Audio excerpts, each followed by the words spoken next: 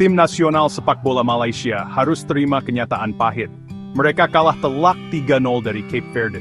Pertandingan persahabatan internasional ini baru aja dimainin. Hasil ini jadi omongan banyak orang, baik fans maupun pengamat. Ini nunjukin hal-hal yang harus cepat dibenahi. Malaysia sebenarnya berharap bisa kasih perlawanan lebih sengit. Tapi, skor akhir kasih gambaran yang beda soal pertandingan itu. Pertandingan ini lebih dari sekadar pertandingan persahabatan biasa buat Harimau Malaya.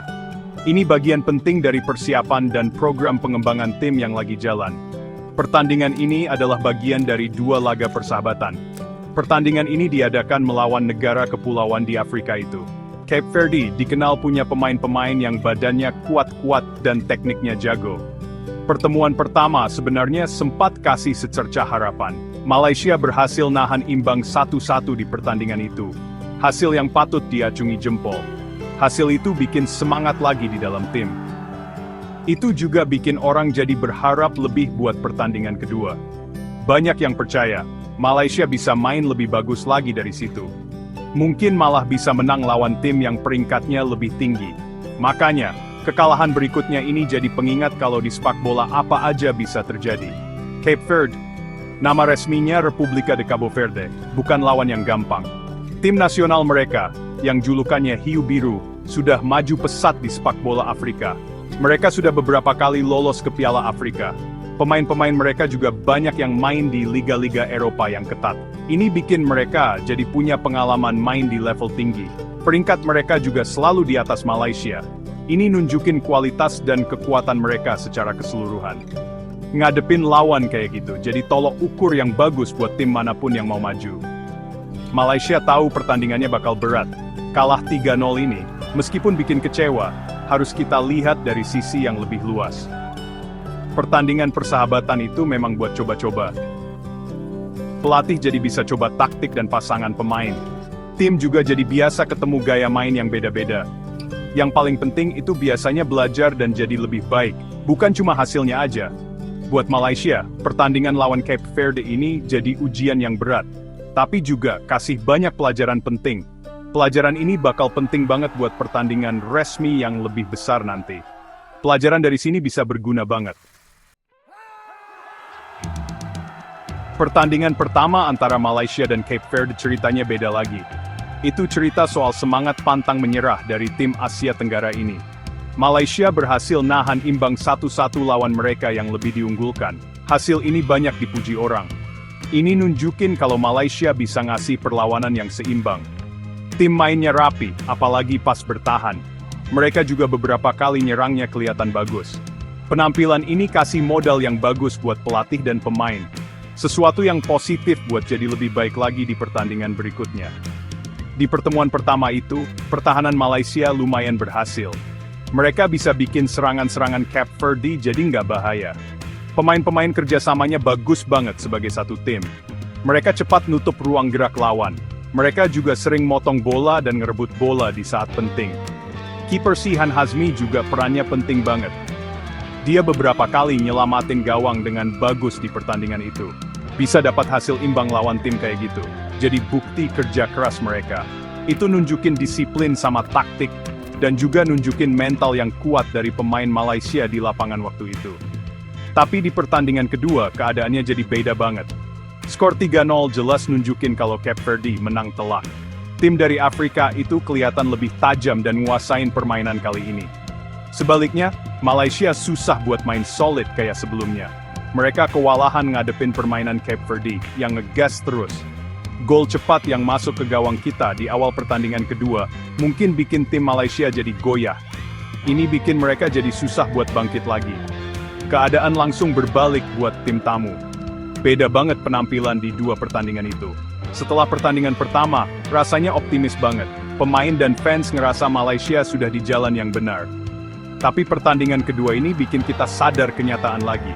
Ini nunjukin kalau main bagus terus-terusan itu penting banget di level internasional. Satu hasil bagus memang bikin semangat, tapi yang penting itu bisa main sebagus itu terus. Pengalaman ini meskipun akhirnya kalah, jadi pelajaran berharga. Ini nunjukin kalau kita masih ada kurangnya. Dan juga makin jelas bagian mana aja yang harus terus dibenahin buat Harimau Malaya.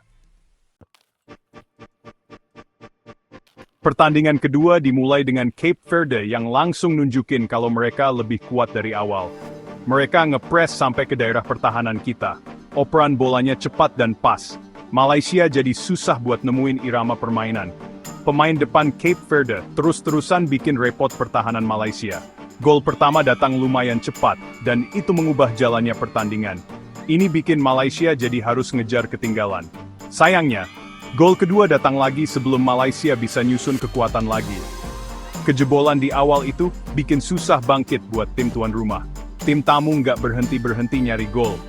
Pemain yang paling menonjol dari Cape Verde itu Dailon Livramento. Penyerang yang lincah ini jadi ancaman terus-menerus. Kecepatan dan gocekannya bikin banyak masalah buat pemain belakang Malaysia. Livramento punya peran penting di serangan-serangan Cape Verde. Dia yang cetak gol atau kasih umpan buat gol. Caranya cari ruang di tempat sempit itu pintar banget.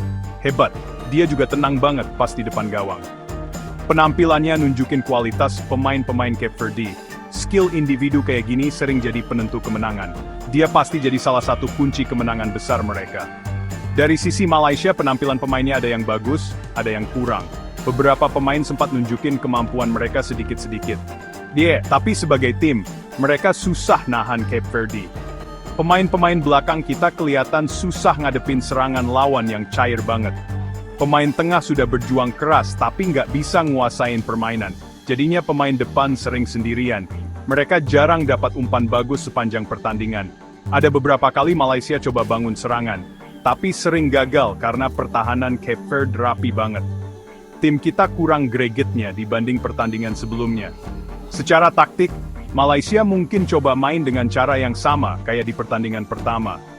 Tapi kayaknya Cape Verde sudah lebih siap kali ini. Mereka mungkin sudah pelajari kelebihan Malaysia dari hasil imbang 1-1 itu. Terus mereka berhasil atasin itu di pertandingan kedua. Pas Malaysia coba main dari belakang, sering banget dipres ketat sama lawan. Jadinya sering salah umpan di daerah bahaya. Pergantian pemain yang dilakuin di tengah pertandingan juga nggak banyak ngubah jalannya pertandingan. Cape Verde tetap nguasain permainan. Mereka mainnya profesional banget, sampai peluit akhir dan gawang mereka nggak kebobolan.